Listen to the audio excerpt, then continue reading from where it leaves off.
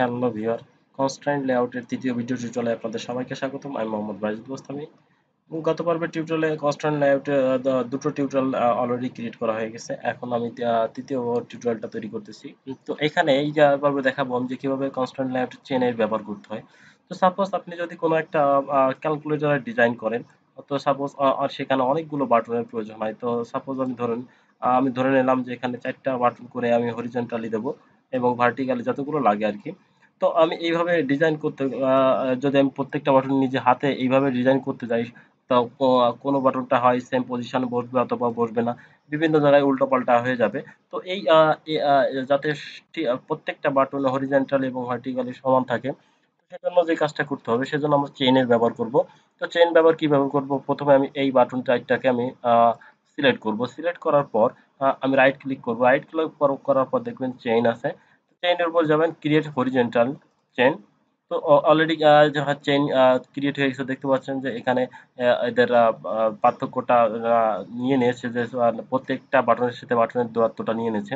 তো এখন চেইন আমরা বিভিন্নভাবে ক্রিয়েট করতে পারি। তো এখানে একটু আমি খেয়াল করলে দেখতে পারবেন যে এখানে আমি সিলেক্ট করার পর এখানে চেইনের স্টাইল আছে যে প্রত্যেকটা এই যে বাটন লেআউটের সাথে লেগে থাকবে এবং মাঝখানে দুটো বাটন একটু ফাঁকা হবে। তো আবার আরেকটা যদি ক্লিক দিই তাহলে দেখতে পারবেন সবগুলো বাটন একই সাথে লেগে যাচ্ছে এবং দুই সাইডটাকে ফাঁকা করতেছে। তো আমি যদি এই ডিজাইনটা না রেখে বা যে ডিজাইনটাই রাখি না কেন সেটা যেভাবে করব। তো এখন আমি যে চাচ্ছি প্রত্যেকটা বাটন যেন একই হরিজন্টালি এবং সমান থাকে। তো সেজন্য যে কাজটা করতে হবে আমাদের সেন্ট্রালে যেতে হবে। রাইট ক্লিক করে এই ৪ টে বাটন সিলেক্ট থাকা অবস্থায় রাইট ক্লিক করে তারপরে সেন্টার ভার্টিক্যালে যাবেন। তো ভার্টিক্যাল গেলে দেখতে পাচ্ছেন যে এটা কনস্ট্রেইন্ট এড করে দিয়েছে, অটোমেটিক কনস্ট্রেইন্ট এড করে দিয়েছে যে ৪ টা বাটন একদম পুরোপুরি সেন্টারে দিয়ে দিয়েছে। তো আমি যদি আবার ইয়ে করি, উম প্রত্যেকটা প্রত্যেকটা বাটনকে আমি আবার যদি সিলেক্ট করি, আমি রাইট ক্লিক করি। রাইট ক্লিক করার পর যদি রাইট ক্লিক প্রত্যেকটা আমি সিলেক্ট করার পর আমি যদি কনস্ট্রেইনটা একটু চেঞ্জ করে দিই, দেখতে পাচ্ছেন যে কনস্ট্রেইনটা এইভাবে চলে আসছে, অর্থাৎ চেইনের সিস্টেমটা দেখতে যে ধরনের দেখা যায়, জাস্ট এটার উপর ক্লিক করলে আমরা ৩ টে মোডই এখানে পাবো। তো যে এই ৩ টে মোড সিলেক্ট করতে পারি। তো এখন আমি যদি চাইছি আরো ৪ টা বাটন আমি নিচে নিয়ে নেব। তো সেম ভাবে আমি জাস্ট এখানে কপি না করে নিই, তাহলে বাটনের আইডি আমাদের পরিবর্তন করতে হবে আবার। তো আমি ৪ টে বাটন আমি নিজেদের ইচ্ছামত করে যেকোনো জায়গায় আমি সেট করে নিলাম। সেম ভাবে ৪ টে বাটনকে আমি সিলেক্ট করে নিলাম। সিলেক্ট করে চেইন দিয়ে দিলাম। চেইন হরিজন্টাল এবং দেখতে পাচ্ছেন হরিজন্টালি সেট হয়ে গেছে এবং আ চেইন ভার্টিক সেন্ট্রাল ভার্টিক্যাল।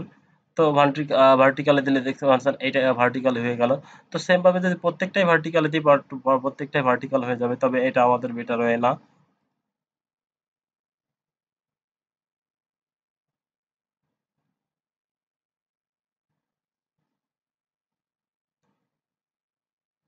তো এখন আমি এই প্রত্যেকটা বাটনের সাথে আমাদের এই বাটনের সাপেক্ষে আমাদের এড করে কনস্ট্রেইন এড করে দেবো।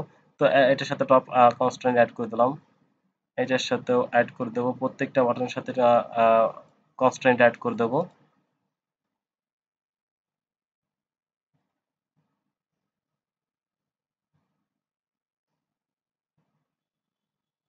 তো এখানে 0 দিয়ে দিয়ে 0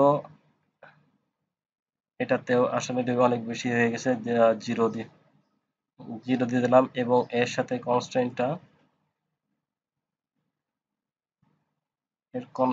হবে এইটার সাথে, এটার কনস্ট্রেন্ট হবে এটার সাথে। এখানে 0 ডিবি পরিমাণ জায়গা। তো আমি এখন এর নিচে যে ইয়েটা আছে কনস্ট্রেন্টটা সেটা আমি রিমুভ করে দিচ্ছি। তো রিমুভ করে দেওয়ার কারণে দেখতে পাচ্ছেন যে এখানে পুরোটাই সেম হয়ে যাচ্ছে। এটা 8 রয়েছে, এটা 0 দিয়ে দিচ্ছি। তো জাস্ট এখানে 8 দিয়ে দিই। তো দেখতে পাচ্ছেন এখানে আমাদের প্রত্যেকটা বাটন আসলে সেম ইয়ে আ সাজানো হয়েছে, যে প্রত্যেকটা একই হরিজন্টালি আছে এবং একটাই কনস্ট্রেইনটা এটার চেইনটা আসলে চেইনের সিস্টেমটা একটু আলাদা রয়েছে, এজন্য দেখতে এইবার পারফেক্ট লাগতেছে। তো প্রত্যেকটা বাটন যদি আমি এইভাবে করে সুন্দরভাবে সাজায় নিয়ে একটা ক্যালকুলেটর ডিজাইন করতে পারি, তো ইজিলি আমরা ক্যালকুলেটর ডিজাইন করতে পারবো একদম সেম বাটন রেখে। এখন কথা হলো যে কিভাবে এই অর্নিং গুলো দূর করতে হয় আপনারা জানেন অলরেডি, আমি গত পর্বের টিউটোরিয়াল গুলোতে দেখিয়ে দিচ্ছি, সেই ভিডিওটা দেখে নেবেন। তো এখন যদি আমি এই অবস্থায় রান করি তাহলে দেখা যায়, তো দেখতে পাচ্ছেন ভিউয়ার যে আমাদের বাটন, প্রত্যেকটা বাটন একই জায়গায় একই পজিশনে আসলে সেট হয়ে গেছে অটোমেটিক্যালি খুব সুন্দরভাবে। তো যে পরিমাণ কনস্ট্রেন্ট আসে ঠিক সেইভাবে সেট হয়ে গেছে।